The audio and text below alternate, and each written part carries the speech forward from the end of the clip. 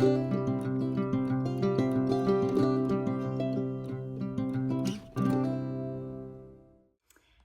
and welcome to my channel. My name is Jen. In today's video, I'm going to answer the question, can you have a home birth if you have type 1 diabetes? And I'm sure if you've seen my previous video, then you know that the answer is yes, because I did. I just had my first home birth as a type 1 diabetic a few months ago, and I just kind of want to talk through how I found a midwife, how I just kind of did the whole thing, because when you first look at it, it does seem like, well, I'm high risk, and you can't have a home birth if you are considered high risk. But there are some ways around that, and I just wanted to talk about how I did it and some tips to help you if you are interested in doing that as well. So I'll start out by saying that first you have to find a midwife, right? I mean, obviously you could have a free birth at home without a midwife. That is also an option. So I guess you could look into the resource of Free Birth Society if you are interested in that. But if you are still wanting to have a midwife there present with you, then you need to find a midwife, right? First and foremost, that will work with you and be willing to take you on as a patient. So what I did was I looked up midwives in my area, and I just kind of interviewed each of them. I called them or I emailed them. I kind of got in contact with them in the first place and just talked to them a little bit. And a tip I will say for this is to not start out the conversation or start out your introduction with like, hi, I have type 1 diabetes. Like, would you take me on as a patient? Because I find that it kind of turns some of them off, and like they don't even know you even as a person. And type 1 diabetes can be such a spectrum of how much control you have and how well you take care of yourself. So my advice would be kind of introduce yourself, your name, obviously, just a little bit about yourself. What did I put in my notes? Your health, your diet, your goals, just how you are in general before. So you know how important it is to you to have an intervention-free birth at home, whatever it is for you. And then at the end be like, and I also do have well-controlled type 1 diabetes. You can talk about your A1C if you want, or just kind of how you manage that if they're interested. I found that I kind of just was like, hey, and I told her about myself and I said, would you take me on? Like, I have really good control. And she was like, sure. So, but my next tip for that is that so in different states, there's different rules. So in California, you can't have a home birth technically or birth at a birth center if you are insulin dependent, which obviously type 1 diabetes, you are fully insulin dependent.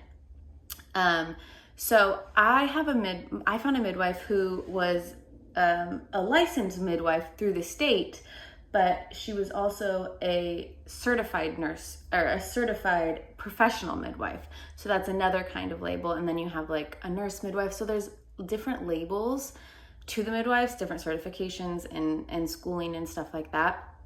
So if your state doesn't allow a midwife, if you are insulin dependent, you can find a midwife that has maybe a different certification. And so mine was a certified professional midwife. And so I had to sign a little form that said I was going like with the other way, and not like she wasn't using her state license. She was using the other license. And then it kind of was just a legal way to get around it.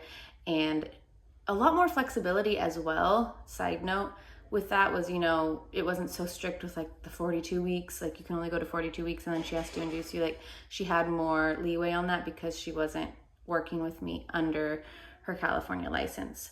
But obviously still has all the knowledge and is still a certified, oh my gosh, I'm getting these off, a licensed certified midwife. So that might be kind of confusing, but just look at the labels and see, and just ask them if, you can go under a different like label of care with them. And then that is some ways to get around the laws if you have those laws in your state.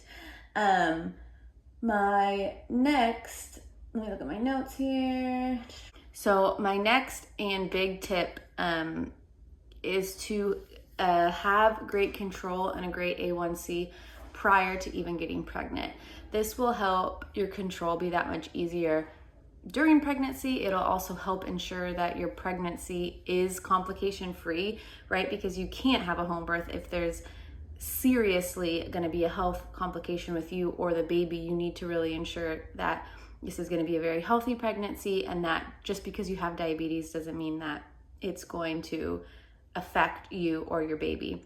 So, obviously they say, I think it's an A1C under 6, but really in the 5s would be even better. And just come up with if you're going to either work with an endocrinologist or with my last pregnancy, I didn't even work with an endocrinologist. I just had my midwife, and she didn't even do anything with my blood sugars. Like, it was all controlled by me. So make sure you're really comfortable with that and really comfortable with managing your blood sugars and making the adjustments yourself, and just getting comfortable with how to do that prior to being pregnant is going to help benefit you so much and help your pregnancy be smooth and have no complications. So I can do, again, I feel like that's so much to get into. I can do another video on how I kind of how I did manage my diabetes myself while I was pregnant. It also helps that this was my second pregnancy, so I kind of had the practice of my first pregnancy with a high-risk OBGYN and I don't think I even worked with an endocrinologist. It was just a high-risk OBGYN. And so, yes. But I think those are the main tips that I have for this video. To summarize, you obviously have to find a midwife that will take you, talk to them, interview them, talk to them about the laws and the ways around the insulin dependence, tell them your great control, and have that great control before you even go in so that you feel comfortable. Because if you go to them and you're comfortable and you're like confident in, I have type 1 diabetes, but it's not a big deal, I can completely control it, you don't have to worry about it,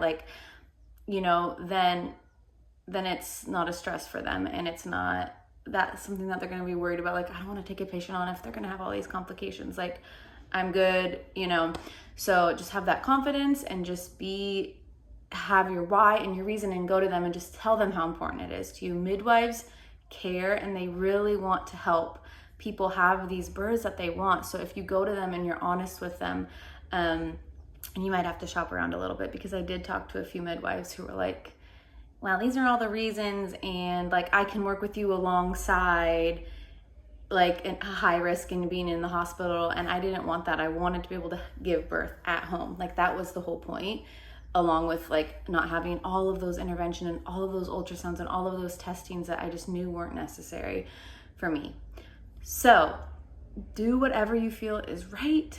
And please, if you have any questions about this, I'm really excited and really proud that I was able to have a home birth as a type 1 diabetic. So if you are wanting to do the same and you have any questions, I'm happy to answer them. I'm not an expert because I've only done it once, but I do have, the little knowledge in what I did do. So please leave your questions, and I'm happy to either make more videos, I'll answer the comments, anything like that. So I hope this video was helpful, and thanks for watching, and good luck, and you can do it, and you're the best. Okay, bye.